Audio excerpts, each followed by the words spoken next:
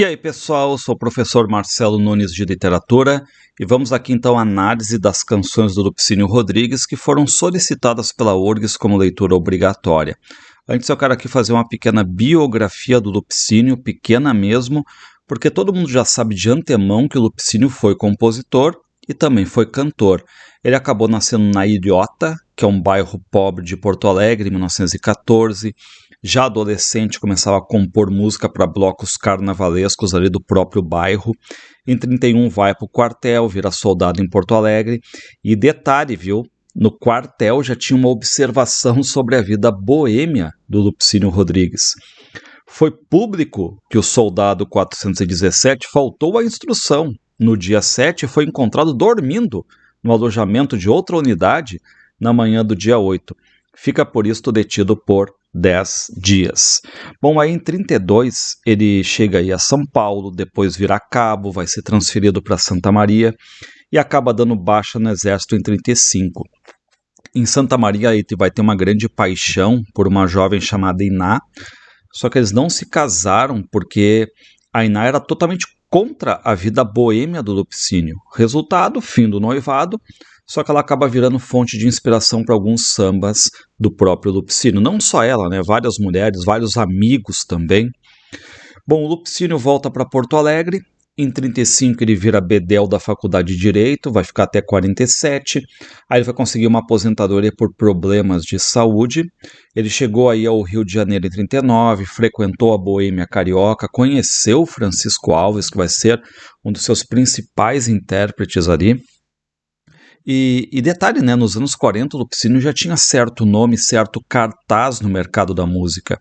E ele viveu intensamente esses anos 40, anos 50, o que se chama a época de ouro do rádio, a época de expansão do rádio. E tem um detalhe, viu? Ele compunha muito o que a gente chama de samba-canção. Aquele samba que era mais lento, aquele samba para dançar muitas vezes colado, rosto colado, em que as letras normalmente eram narrativas, românticas, intimistas e contavam casos biográficos, confessionais, letras que machucavam. Por quê? Porque elas falavam de amor desfeito, falavam de dor de cotovelo, que vai ser uma das temáticas preferenciais do Lupicínio Rodrigues. Só que aí vem o final dos anos 50, e durante basicamente os anos 60, o Lupicínio ficou meio que apagado nesse cenário musical.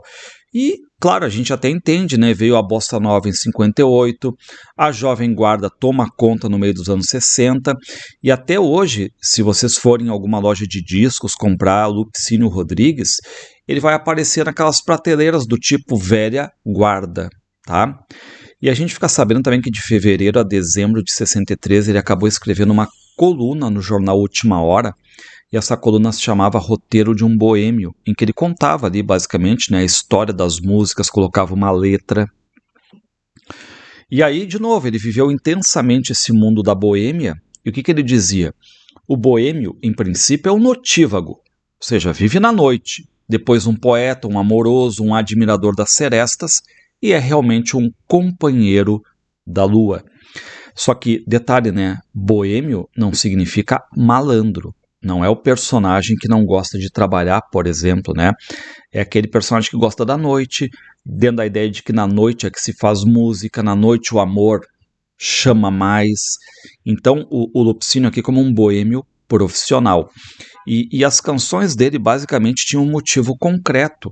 Por quê? Porque ele mostrava o tema da dor de cotovelo, e além de músicas que ele fez para Iná, também teve um relacionamento com a Mercedes, cujo apelido era Carioca, tiveram brigas, idas e vindas, enfim, durante uns 5 anos, também resultou em letras. A Maria Rosa, no final dos anos 30, também compôs para ela, se casou em 49 com a Serenita Quevedo Azevedo, viveu com ela 25 anos de casamento, e repare o que ele mesmo disse: eu tenho sofrido muito nas mãos das mulheres, porque sou muito sentimental, mas também tenho ganhado fortunas com o que elas me fazem. Cada uma que me faz uma sujeira me deixa inspiração para compor algo. Meu primeiro automóvel foi comprado com dinheiro de um samba, feito para uma mulher. Minha casa foi adquirida com dinheiro de um samba que eu fiz para uma outra, também por causa de uma traição. Bom, o Lupicínio infelizmente nos deixou cedo, aos 59 anos, faleceu em 74, foi velado no Salão Nobre do Estádio Olímpico. Detalhe, né, que eu acho que todo mundo sabe que foi ele quem compôs o hino do Grêmio, se dizia um grande gremista. Depois foi enterrado no cemitério São Miguel e Almas. E detalhe, né, até então não tinha muito registro da obra dele. E o que fez aqui a URGS agora? A URGS está trazendo, né? Isso é importante, traz à tona um compositor que nem todas as músicas, por exemplo, ele chegou a gravar, né? Mas teve grandes intérpretes. Então aqui a URGS selecionou 16. Detalhe, ó, reparem que quem está com parêntese do lado ali é a música composta em parceria, ou seja, algumas foram compostas só por Lupicínio, 9 dessas 16, e outras em parceria, 7. E parceria com Felisberto Martins, com Alcides Gonçalves, com Piratini. Algumas foram gravadas pelo Lupe, outras a gente tem só em versões de grandes intérpretes, como Ciro Monteiro, Francisco Alves, Linda Batista, Dircinha Batista, Jamelão. E se vocês repararem ali, né, a URGS fez a seleção, mas ela colocou em ordem alfabética, tá? Essa aqui foi a seleção da URGS, em ordem alfabética, certo? Bom, então vamos aqui à primeira canção de 38, que é Cadeira Vazia, mas eu quero aqui antes trazer a explicação da música pelo próprio Lupicínio, e essa explicação aqui eu peguei do livro do Arthur de Faria, Lupicínio, uma biografia musical. Então, o que o Lupicínio disse?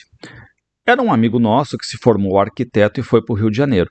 E ele escrevia para ela. Em toda festa em que a gente estivesse, a gente deixava sempre aquela cadeira vazia. Mas aí aconteceu que eu briguei também com uma mulher que acompanhava a nossa roda. Aí então não ficou uma cadeira vazia na roda, ficou 2 cadeiras vazias na roda. Bom, e aqui eu também quero fazer uma pequena nota sobre Alcides Gonçalves, que compôs também a letra, né? O Alcides nasceu em 1908, cantor da Rádio Farroupilha, pianista, violonista, faleceu em 87. Só que qual é a curiosidade? Essa música, Cadeira Vazia, foi composta tanto pelo Lupicínio quanto pelo Alcides Gonçalves. Só que no disco lançado pelo Francisco Alves, só saiu o nome do Lupicínio. E aí, claro que o Alcides ficou triste, ele meio que termina a parceria com o Lupicínio, não compõe mais juntos. Só que depois o Lupicínio colocou o nome do Alcides numa letra chamada Castigo, que é a próxima que depois a gente vai ver, né? Mesmo sem o Alcides ter composto nada. E o Lupicínio ainda pagava os direitos autorais para o Alcides, pediu desculpa, disse que, enfim, deveria ter sido uma falha da gravadora lá, né? Só que o Alcides tinha ficado muito decepcionado com o Lupicínio, porque ele dizia que foi ele, Alcides, quem levou as canções do Lupicínio para o Rio de Janeiro, quem inseriu o Lupicínio, apresentou no meio artístico do Rio de Janeiro, tá?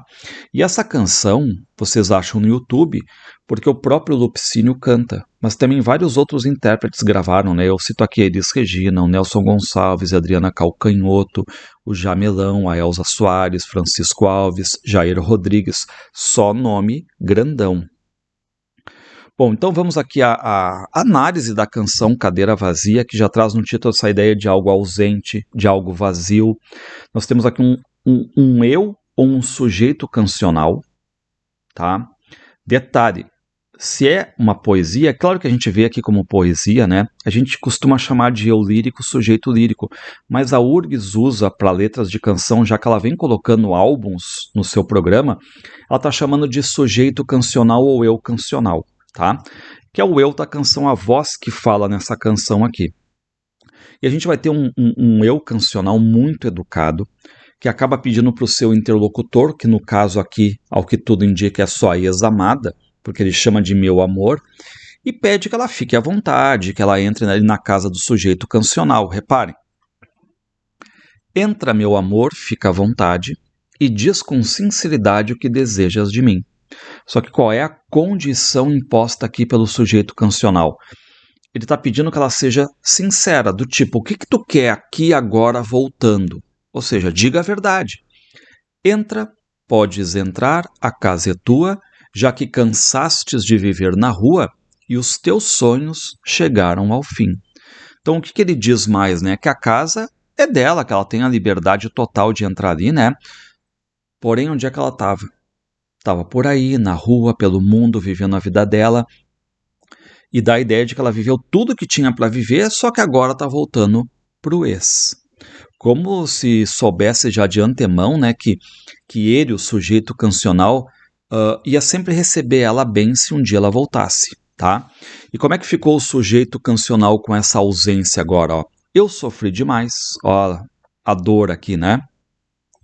Eu sofri demais quando partistes, passei tantas horas tristes que nem quero lembrar esse dia. Bom, quando ela saiu então pelo mundo afora, como é que ficou o sujeito cancional? Muito triste, sofrendo mesmo, né? Algo bem característico aqui das letras do Lupicínio Rodrigues, né? E qual é a certeza desse sujeito cancional, ó? Mas de uma coisa podes ter certeza, que em teu lugar aqui na minha mesa tua cadeira ainda está vazia.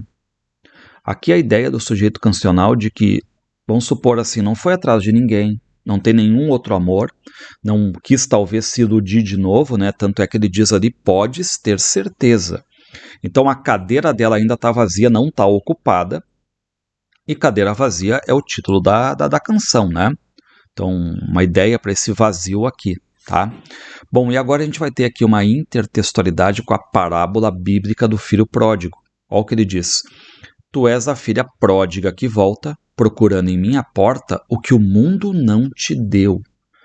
Então, aquela ilusão que ela teve com o mundo. E agora ela volta, tá? Então, essa intertextualidade com a história do filho pródigo, aquele filho que perdeu tudo, mas que acaba voltando para a casa paterna. E também traz aquela ideia do ditado popular, né? Que o bom filho a casa torna. Mas reparem que filho, a gente vê que foi um casal ali, né? E por quê? Reparem a próxima estrofe. E faz de conta que eu sou o teu paizinho, que há tanto tempo aqui ficou sozinho a esperar por um carinho teu. Ou seja, faz de conta que sou teu paizinho. Só que é o amado que está ali recebendo a mulher de volta, de braços abertos, tá? Diz para ele imaginar que ele é um pai que estaria há muito tempo esperando a volta dela e esperando também, né, um carinho, tá? Voltastes, está bem, estou contente, só que me encontrastes muito diferente. Vou te falar de todo o coração. Bom, tudo ok com a volta dela? A princípio, sim. Por quê? Porque ela vai encontrar um lar de novo, uma cadeira para ocupar, um paizinho, uma proteção, um teto. Só que a diferença está no sujeito cancional. Essa dor, esse sofrimento deixou ele muito diferente, tá? Tanto que ele está sendo ali sincero, ele vai abrir o coração. O que ela não vai mais receber dele? Não te darei carinho nem afeto, mas para te abrigar pode ocupar meu teto, para te alimentar pode comer meu pão. Ou seja, não vai existir a mesma relação antiga. Não vai mais ter contato íntimo, não vai mais ter afeto entre casal. Por quê? Porque o sujeito cancional mudou.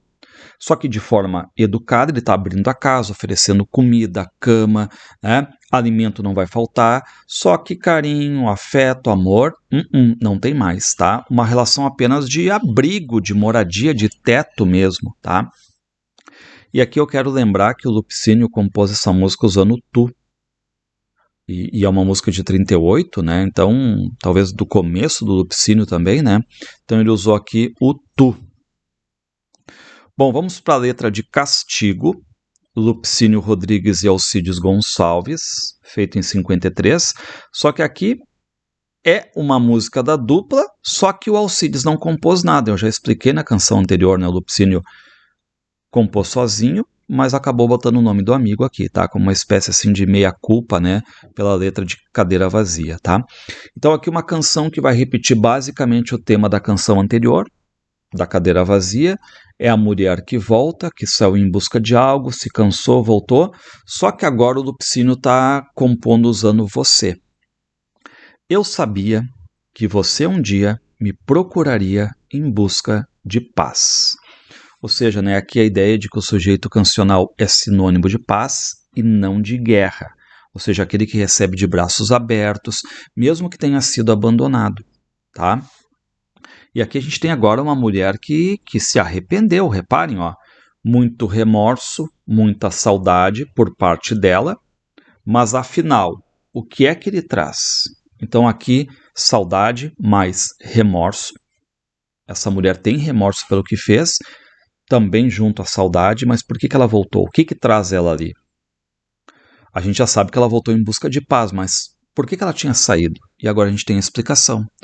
A mulher, quando é moça e bonita, nunca acredita poder tropeçar. Ou seja, né, a ideia da mulher jovem, bonita, a confiança está lá nas alturas. A confiança de que pode fazer qualquer coisa, que pode ganhar o mundo, tá? Jovem, bonita, dentro daquela ideia de que tudo vai dar certo. Enfim, e aí quando a mulher é jovem, é bonita, quem é que vai ser o grande conselheiro? O espelho, a vaidade. Reparem que versos lindos agora, ó. Quando os espelhos lhe dão conselhos, é que procuram em quem se agarrar. Ou seja, né, a ideia de que as mulheres jovens, bonitas, vão se agarrar em quem? Nos conselhos dos espelhos, ou seja, na sua própria reprodução, na sua própria vaidade, na beleza, e não, por inferência, né, nos conselhos da razão, da experiência, digamos assim. E essa mulher da canção era uma dessas, jovem, bonita, só que abandonou o sujeito cancional. E por isso que o sujeito cancional está ali, ó, se dirigindo a ela. Ó. E você, para mim, foi uma delas, que no tempo em que eram belas, viam tudo diferente do que é. Então reparem, né? Viam tudo diferente do que é. Traz essa ideia de não olhar a realidade, ter uma fuga, de se orientar pelo quê? Pela vaidade, de confiar na vaidade. Então ela não via a realidade, só via a vaidade. E no tempo que ela era bela. E agora, que comparação linda, ó. Agora que não mais encanta, procura imitar a planta, as plantas que morrem em pé. E a ideia, né, de que agora que a beleza dela passou, tipo Gregório de Matos, né, aproveita a flor da mocidade, aproveita que o tempo passa, imprime, né, a pisada do tempo sempre, né, parece que agora ela quer uma dignidade, quer estar de pé, igual uma planta ali. E quem é que ela procura passar dessa flor da idade, a beleza? Ela vai procurar o sujeito cancional, que até vai agradecer por isso, reparem, né, e eu lhe agradeço por de mim ter se lembrado entre tanto desgraçado que em sua vida passou. Ou seja, muitos homens passaram pela vida dela, mas talvez só passaram. Ela vai se lembrar de quem? Em quem eu posso voltar a confiar, ter um abrigo, um teto, alguma coisa assim? O sujeito cancional, que a exemplo da canção Cadeira Vazia, também é um homem que está aceitando essa volta, tá?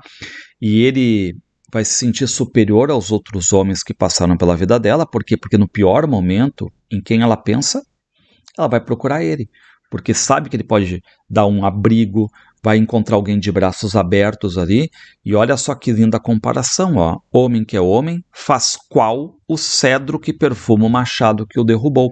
Ou seja, mesmo que o machado derrube um cedro, né, uma árvore, o cedro ainda vai deixar o machado cheiroso. Então, dentro daquela ideia de que o homem não vai responder da mesma forma, humilhando, mas sim de maneira diferente, tá? Elegante, educada, vai sair por cima, mas detalhe, ele faz uma restritiva, o homem que é homem, tá? Então, ele se considera esse homem que é homem, né? Um sujeito cancional de portas abertas, dando um tapa de luvas, digamos assim, porque ele aceita a volta. E é certo motivo de orgulho para esse sujeito cancional, que está se considerando um homem ali, porque na casa dele, ela sabe que pode ali buscar a paz, certo? Bom, essa canção aqui vocês acham no YouTube, porque ele mesmo, Lupicínio, canta, né? A Elisete Cardoso também. Aqui a gente vai para a letra de Cevando Amargo, do Lupicínio Rodrigues e do Piratini, composta em 53. Aqui é uma letra de caráter mais regional, uma toada, basicamente. Também ela é conhecida só por Amargo, que é o mate, que é o chimarrão, né? E aqui a gente também vê o Lupicínio com certo interesse na questão regional. Nós já tínhamos ali, por exemplo, o MTG, já tínhamos o CTG 35, o Érico Veríssimo tinha lançado O Tempo e o Vento. Então aqui o sujeito cancional está vendo a chegada do amigo e já vai pedindo para ele o quê? Amigo, boleia a perna, gire a perna, puxe o banco e vá sentando. Descansa a palha, ou seja, do cigarro na orelha, e o crioulo, o fumo, vá picando. Ou seja, o que o sujeito cancional diz para o amigo, né? Meu amigo, te senta aí, prepara teu fumo, tá? Que eu quero contar uma coisa, certo? Enquanto a chaleira chia, o amargo, ou seja, o mate, o chimarrão, eu vou cevando. Então aqui o sujeito cancional quer contar algo para o seu amigo, só que pinta todo um clima ali, né? Cigarro, chimarrão, um banquinho, clima bem gaúcho. E o que falta? Vem agora o lado mais intimista, né? O lado de contar, desabafar, tá? E o que o sujeito cancional quer revelar para o seu interlocutor, para o seu amigo, né? Foi bom você ter chegado. Eu tinha que lhe falar. Um gaúcho apaixonado precisa desabafar. Ou seja, né? Parece uma condição. Alguém que está apaixonado tem que desabafar. E esse sujeito cancional está basicamente apaixonado, por isso ele quer desabafar com um amigo. Criou todo um clima ali, né? Agradece a chegada do amigo, né? Foi bom você ter chegado. E o que ele revela? Chinoca fugiu de casa com meu amigo João. Ou seja, o sujeito cancional foi traído. E o pior, com seu amigo João. E qual foi a explicação para essa traição aí? Ele vai puxar agora um ditado popular. Bem diz que mulher tem asa na ponta do coração. Ou seja, né, se a mulher tem asa na ponta do coração, ela pode voar, pode fugir a qualquer momento, se achar algum novo amor, pode ser volúvel, tá? E é legal que aqui o título da canção é Cevando o Amargo. Cevando dá essa ideia, né, de gerúndio, de ação em movimento, ou seja, enquanto eles vão mateando, todo esse clima vai ser criado, um clima bem gaudério, né, para o sujeito cancional desabafar, abrir o peito para revelar que a mulher dele fugiu com seu amigo João. E o que ele usa para explicar? Uma explicação popular. Mulher tem asa no coração, certo? E o detalhe aqui é que o sujeito, reparem, né? O sujeito cancional, ele não recrimina o amigo João, que fugiu com a mulher dele, tá? A culpada quem é? É a mulher. E aqui, para finalizar, eu botei uma pequena nota ali sobre o Piratini, que compôs a letra com Lupicínio. O Piratini nasceu em 1906, aqui em Porto Alegre, né? Enfim, foi flautista, compositor, radialista, seresteiro, faleceu em 53. E essa canção aqui vocês acham no YouTube, cantada por vários artistas, né? O Wilson Paim, Carmélia Alves, o Gaúcho da Fronteira, o grupo rock de Galpão, Neto Fagundes, Rolando Boldrin, Adriana Calcanhoto. Vamos aqui então a canção Dona Divergência, tá? Composta pelo Lupicínio Rodrigues e pelo Felisberto Martins. O próprio Lupicínio aqui vai contar como criou a letra. Foi criada para Maria Rosa, um dos amores, tá? Foi feita em 39, no tempo da Segunda Guerra Mundial e no auge do meu amor pela Maria, de tanto brigarmos por ciúmes. A música que eu fiz em razão de nossa briga e que até hoje continua rodando em disco e na boca do povo. E aqui uma pequena nota sobre o Felisberto Martins, né, que também compôs a letra, nasceu em 1904 no Rio de Janeiro, foi compositor, foi diretor artístico da gravadora Odeon, tá? Faleceu em 80. E essa canção aqui vocês acham também no YouTube, né, cantada pela Linda Batista, pelo Jamelão, pelo Rolando Boldrin, pelo Arrigo Barnabé. Bom, então vamos aqui à Dona Divergência. O que acontece? A letra já começa com o sujeito cancional aqui fazendo um apelo a quem? A Deus, o Todo-Poderoso, aquele que tem um poder sobre a terra. Ó Deus, se tens poderes sobre a terra, deves dar fim a esta guerra e aos desgostos que ela traz. Bom, então aqui um apelo pacifista, dá fim à guerra. Só que guerra? Como a gente está em 39, Segunda Guerra Mundial já vem à cabeça, né? Até porque a letra foi composta em 39. Só que o seguinte, não é a guerra do amor. E aqui a gente vai ver isso com o tempo, né?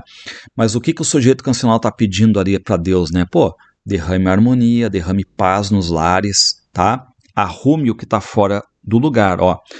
Deus, derrame a harmonia sobre os lares, ponha tudo em seus lugares com o bálsamo da paz. Bom, ou seja, né, Deus, no sentido de bom, deve levar harmonia, paz aos lares, né, o lar visto como um espaço de paz conjugal aqui. Deves encher de flores os caminhos, mais canto entre aos passarinhos, a vida maior prazer, tá? Ou seja, aquela ideia, né, de flores nos caminhos, canto ao passarinho, prazer à vida. Coisas positivas, tá? E qual é o resultado se Deus fizer tudo isso? Ó? E assim a humanidade seria mais forte, ainda teria outra sorte, outra vontade de viver. Ou seja, seria mais positiva, mais forte, com mais vontade de viver. E agora é legal, porque vai falar sobre essa quebra de expectativa que está lá no começo da canção. Não é uma guerra entre nações, enfim, né? É uma guerra de relacionamentos. E para isso aqui o sujeito cancional vai se dirigir a Deus, ó. Não vá, bom Deus, julgar que a guerra que estou falando é onde estão se encontrando tanques, fuzis e canhões. Ou seja, não é Segunda Guerra Mundial. Qual é a luta, então? Refiro-me à grande luta em que a humanidade, em busca da felicidade, combate pior que leões. Bom, e quem é que é culpada pelas brigas entre os casais? Reparem o título, Dona Divergência. Ou seja, é a senhora divergência, a discordância, a chamada diferença de opinião, ou seja, a dona divergência porque está personificada, tá? Onde a dona divergência, com seu archote, com a sua tocha, espalha os raios da morte a destruir os casais. Ou seja, a divergência, a discordância, os desentendimentos, as opiniões diferentes, certo? Que o próprio Lupicínio tinha com as suas mulheres também, né? E que está aqui personificada, está em letras maiúsculas, né? Dona divergência, certo? Bom, e qual é a situação do sujeito cancional? Ele foi atingido, ele tem problemas amorosos. E eu, combatente atingido, sou qual? Igual um país vencido que não se organiza mais. Então aqui o sujeito cancional sentiu o tiro do amor, a guerra toda, né? E é legal aqui as metáforas de guerra para se referir ao amor. Combatente atingido, país vencido, tá? Legal. Bom, aqui vamos à música Ela Disse-me Assim Vai Embora, só do Lupicínio Rodrigues, composta em 59. E aqui o sujeito cancional, ele tá com uma mulher, só que essa mulher é casada. Então essa mulher está vivendo uma relação adúltera. O sujeito cancional é o amante, tá? E detalhe, o marido dela tá para chegar. E o que essa mulher diz? Ela disse-me assim, tenha pena de mim, vá embora. Ou seja, ela é casada, tem um amante, que é o sujeito cancional, e como o marido dela está chegando, ela pede para o amante, no caso o sujeito cancional, por favor, vá embora. Reparem que ela não está só pedindo, ela está implorando, tenha pena de mim. Por quê? Porque se o amante, que é o sujeito cancional, ficar ali, vai prejudicar ela, porque o marido está chegando. Vais me prejudicar, ele pode chegar, está na hora. Bom, e qual é a situação do sujeito cancional?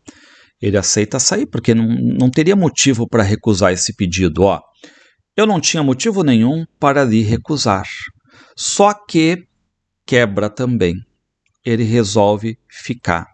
E o que acaba acontecendo para ele ficar ali? Mas aos beijos caí em seus braços e pedi para ficar.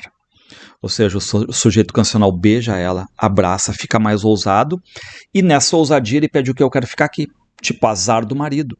E qual é a resposta dela? A gente não tem, mas a gente consente que ela deixou. E ele ficou, o amante ficou, o marido chegou. E qual foi o resultado da chegada do marido? Sabe o que se passou? Ele nos encontrou. E agora? E agora que o marido pega ali, o flagra, né, a traição. Só que qual é o detalhe com quem ficou o sofrimento? Ela sofre somente porque foi fazer o que eu quis. Ou seja, ela deixou o amante, o sujeito cancional, ficar ali, chegou o marido, viu os dois, só que agora ela que está sofrendo. E detalhe, a gente não sabe qual foi o resultado, se ela se separou, se teve alguma briga, enfim, a gente sabe que ela está sofrendo. E como é que está o sujeito cancional? E o remorso está me torturando por ter feito a loucura que fiz. Ou seja, o sentimento de culpa está com o sujeito cancional pela loucura que ele fez, né? Pô, imagina ficar ali frente a frente com o marido, né? Uma loucura mesmo. E agora ele está se lamentando, ó, por um simples prazer, prazer dele, sujeito cancional amante. Qual foi o resultado? Foi fazer meu amor infeliz. E aqui o detalhe, né? O sujeito cancional, que é o agente da traição, tá? Bom, essa canção aqui vocês acham, pessoal, no YouTube, né? Cantada pelo Nelson Gonçalves, pelo Jamelão, pela Adriana Calcanhoto também, Vamos aqui então à canção Esses Moços, Pobres Moços, clássico do Lupicínio, composta só pelo Lupicínio Rodrigues, né? E qual é a história dessa música? Eu vou deixar aqui as próprias palavras do Lupicínio explicando a canção, tá? Escrevi para o meu amigo jornalista Milton Chaves, quando há muitos anos atrás resolveu casar-se. Julguei, eu, Lupicínio, ser ele muito moço e resolvi dar-lhe um conselho para que não se casasse ainda. E o fiz com a letra deste samba. A esposa dele não se dá comigo até hoje por causa desse conselho, tá? E essa canção que vocês acham no YouTube, porque o próprio Lupicínio canta, tem também o Fábio Júnior, Gilberto Gil, Francisco Alves, Adriana Calcanhoto. Vamos então aqui, né, para esse clássico aqui, Esses Moços, Pobres Moços. Bom, então, aqui a gente vai ter um sujeito cancional que ele é conselheiro, que não está no tema da dor de cotovelo. E ele começa se lamentando, ó. Estes moços, pobres moços, se soubessem o que eu sei, não amavam, não passavam aquilo que eu já passei. Então aqui o sujeito cancional mostrando que é experiente, que sabe, que conhece, que sabe os caminhos, os atalhos, é vivenciado no amor, sabe todos os percalços ali, os problemas. E por isso, claro, ele se acha no sentido de poder dar conselhos, né? Então, estes moços, pobres moços, se soubessem o que eu sei, não amavam, não passavam aquilo que eu já passei, tá?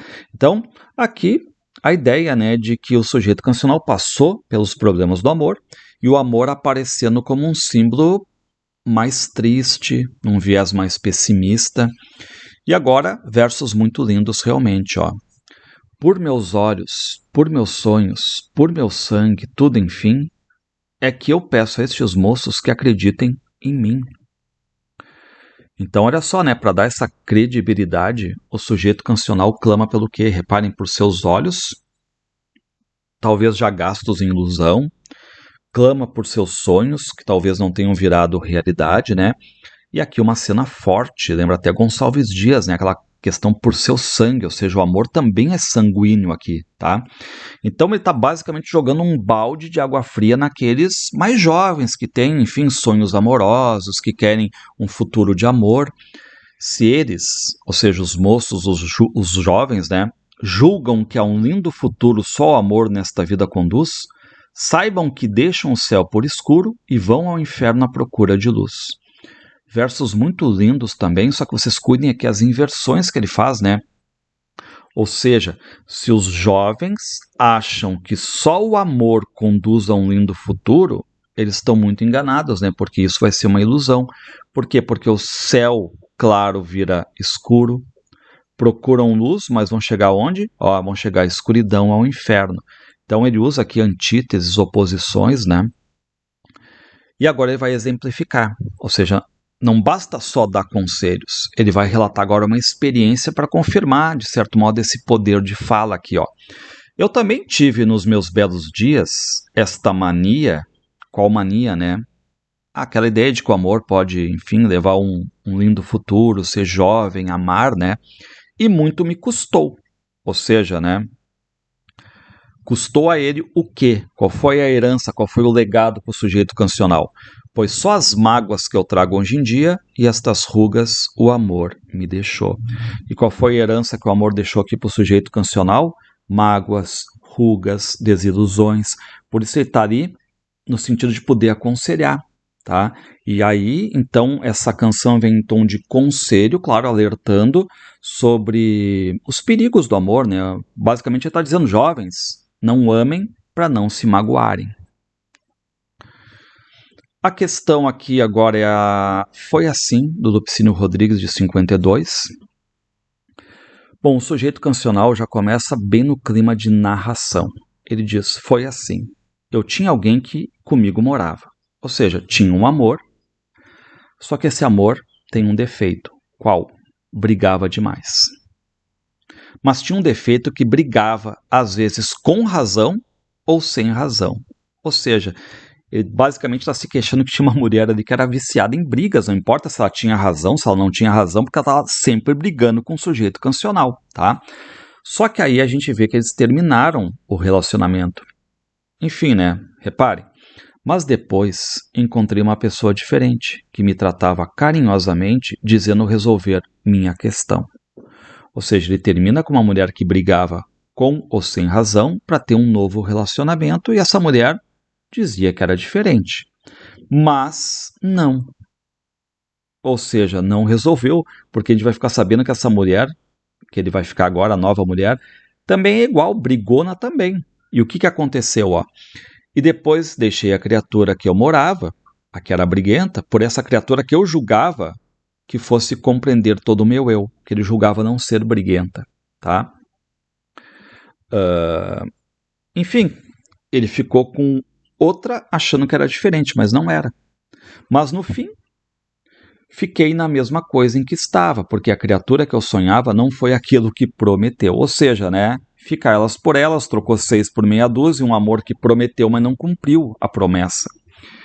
E aqui agora, o sujeito, né, cancional, ele quer saber qual é o destino dele, se é ficar sempre trocando de amor para tentar achar alguém que ame. Será que é meu destino? Será que é meu azar? Mas tenho que viver brigando? Todos no mundo encontram seu par. Por que só eu vivo trocando?